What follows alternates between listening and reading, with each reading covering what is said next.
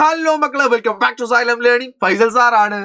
നമ്മുടെ from the rainy forest to land of permafrost എന്ന് പറയുന്ന മഴക്കാടുകളിൽ നിന്നും മഞ്ഞുരുകാത്ത നാട്ടിലേക്ക് എന്ന് പറയുന്ന നമ്മുടെ മൂന്നാമത്തെ ചാപ്റ്റർ.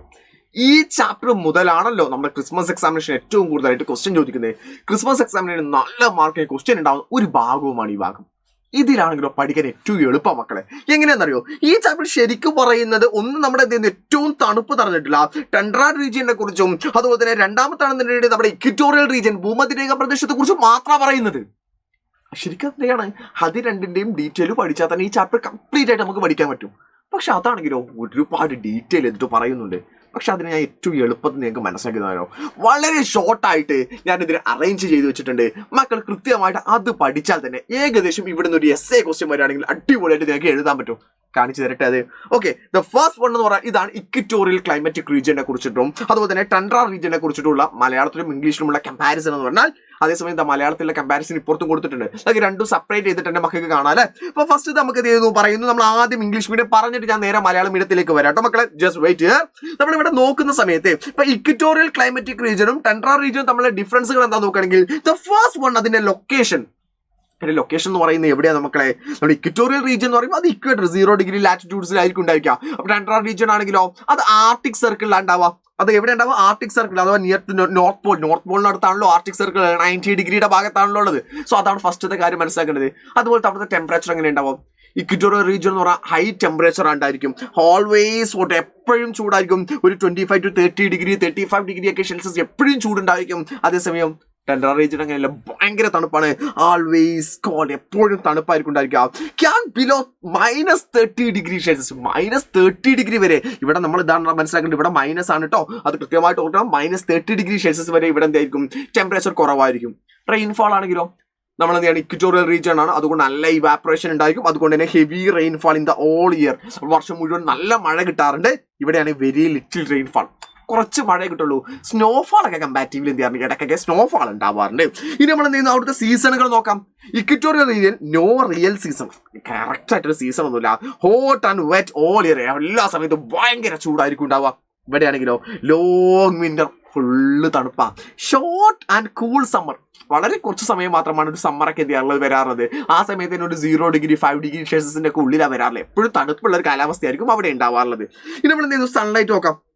സൺലൈറ്റ്, സൂര്യപ്രകാശം നോക്കുകയാണെങ്കിൽ almost 12 hours of the sunlight every day. എല്ലാ ദിവസവും ഒരു 12 hours പകല് സൂര്യപ്രകാശം കിട്ടും, രാത്രി എന്ത് ചെയ്യും? 12 hours രാത്രിയും ഉണ്ടായിരിക്കും.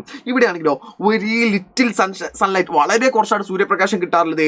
ഇൻ ദ വിന്ററിലെ ലോങ് ഡേയ്സ് ഇൻ ദ സമ്മറിലാണെങ്കിലോ ദിവസം ഡേയ്സ് ഭയങ്കര കൂടുതലായിരിക്കും. ഇനി ഹ്യൂമിഡിറ്റി നോക്കാം. ഹ്യൂമിഡിറ്റി വെരി ഹൈ ഹ്യൂമിഡിറ്റി എന്ന് വെച്ചാൽ കാരണം എന്താണ്? അവിടെ നല്ല ഇവാപ്പറേഷൻ നടക്കുന്നുണ്ട്. നന്നായിട്ട് ഇവാപ്പറേഷൻ നടക്കുന്നത് കൊണ്ട് തന്നെ അവിടെ എന്തായാലും വാട്ടർ വേപ്പേഴ്സിന്റെ കണ്ടന്റ് ധാരാളമായിട്ടുണ്ടായിരിക്കും. The air feel wet and sticky. Air എപ്പോഴും എന്തായിരിക്കും? വെറ്റ് ആയിരിക്കും, നനവുള്ള ഒരു എയർ ആയിരിക്കും ഉണ്ടായിരിക്കുക. സ്റ്റിക്കി ഒക്കെ ആയിരിക്കും ഉണ്ടാവും. ഇവിടെ ഹ്യൂമിഡിറ്റി കമ്പാരിറ്റീവ്ലി കുറവാ, തണുപ്പല്ല കൂടുതലായിട്ടുള്ളത്. ഡ്രൈ ആൻഡ് കോൾഡ് എയർ ആയിരിക്കും ഉണ്ടായിരിക്കാം. ഇവിടുത്തെ വിൻഡിനെ നോക്കുകയാണെങ്കിൽ ഇവിടെ calm wind but storms can be happen. നമ്മൾ കാം ആയിട്ടുള്ള വിൻഡാണ്, പക്ഷെ ചില സമയത്ത് എന്താണ് കൊടുങ്കാറ്റുകളൊക്കെ ഉണ്ടാവാറുണ്ട്. ഇവിടെ അങ്ങനെയല്ല, strong wind below across the land. നമ്മൾ ആ ലാൻഡ് ഏരിയയിൽ ഭയങ്കരമായിട്ട് ആ ഒരു ഭാഗത്ത് ചെയ്യാറുണ്ട്, ഭയങ്കര സ്ട്രോങ് ആയിട്ടുള്ള കാറ്റുകൾ ഉണ്ടാവാറുണ്ട്.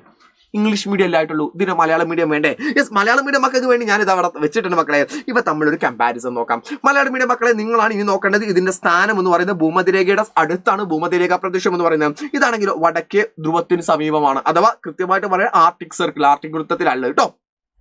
താപനിലയാണെങ്കിലോ എപ്പോഴും ചൂടായിരിക്കും ഉണ്ടാവുക. ഇവിടെ ആണെങ്കിലോ എപ്പോഴും തണുപ്പാണ് ഉണ്ടാവാറുള്ളത്. എപ്പോഴും ചൂടെന്ന് പറഞ്ഞാൽ ഒരു 25 to 30 ഡിഗ്രി സെൽഷ്യസ് വരെ വരും. ഇവിടെയാണെങ്കിലോ തണുപ്പ് കാലത്ത് ഒരു -30 ഡിഗ്രി സെൽഷ്യസ് വരെ എന്ത് ചെയ്യാം? തണുപ്പ് വരാറുണ്ട്. മഴയുടെ കാര്യത്തിലാണെങ്കിലോ വർഷം മുഴുവനും കനത്ത മഴ ഇവിടെ ലഭിക്കാറുണ്ട്. ഇവിടെയാണെങ്കിലോ മഴയൊക്കെ വളരെ കുറച്ചേ ഉള്ളൂ, മഞ്ഞ് കുറച്ചൊക്കെ കിട്ടാറുണ്ട്. അപ്പോൾ ഇതിന് ഇവിടുത്തെ ഋതുക്കൾ, കാലങ്ങൾ നോക്കുകയാണെങ്കിൽ വ്യക്തമായ ഋതുക്കൾ ഇല്ല, കൃത്യമായിട്ട് ഋതുക്കളൊന്നുമില്ല. മുഴുവൻ വർഷവും ചൂടിന്റെ ഒരു അവസ്ഥയാണ് ഉണ്ടാവാറുള്ളത്. ഇവിടെയാണെങ്കിലോ ദീർഘമായ ശൈത്യകാലവും ചെറിയൊരു തണലും ചെറുതായിട്ടൊരു വേനൽക്കാലവും മാത്രമേ അവിടെ എന്ത് ചെയ്യാറുള്ളൂ വരാറുള്ളൂ. ഇനി സൂര്യപ്രകാശം ദിനം പ്രതി ഒരു 12 മണിക്കൂർ സൂര്യപ്രകാശം എന്ത് ചെയ്യും ഭൂമധ്യരേഖാ പ്രദേശത്ത് കിട്ടും. ഇവിടെ അങ്ങനെ കിട്ടുമോ? ശീതകാലത്ത് കുറച്ചു മാത്രമേ സൂര്യപ്രകാശം കിട്ടുള്ളൂ.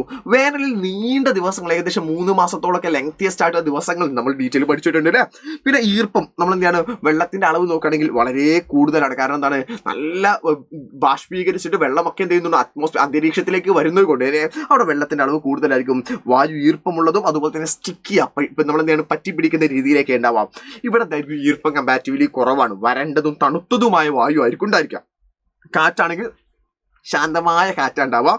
പക്ഷെ ചിലപ്പോൾ കൊടുങ്കാറ്റ് എന്താണ് അതായത് കൊടുങ്കാറ്റുകളൊക്കെ ഉണ്ടാവാറുണ്ട്. ഇവിടെ തണുത്ത ശാന്തമായ കാറ്റുകളാണ് ഭൂമിയിലൂടെ എന്ത് ചെയ്യാറുണ്ട് വീശാറുണ്ട്.